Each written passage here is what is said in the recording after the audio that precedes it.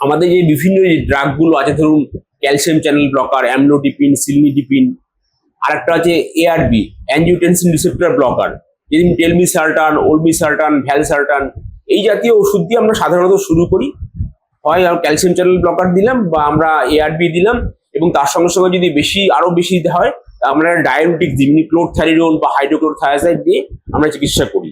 যখন দেখা যাচ্ছে যে তিনটে ড্রাগ দেওয়া হচ্ছে, ধরুন একটা ক্যালসিয়াম চ্যানেল ব্লকার দেওয়া হলো, একটা এআরবি দেওয়া হলো, একটা ডায়াবেটিক্স দেওয়া হলো, এই তিনটে ড্রাগ পেয়েও কারো হাই ব্লাড প্রেশার কন্ট্রোল হচ্ছে না, তখন আমরা তাকে বলি রেজিস্ট্যান্ট হাইপারটেনশন।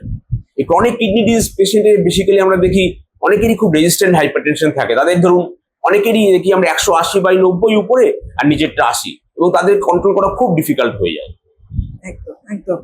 আচ্ছা, এই বর্তমান সময় দেখা যাচ্ছে যে যারা ইয়ং জেনারেশন মানে তরুণ প্রজন্মের মধ্যেও এই উচ্চ রক্তচাপের রোগ ধরা পড়ছে, এই যে ট্রেন্ড, এই ট্রেন্ডটা কেন হচ্ছে সেটা আপনার কি মত?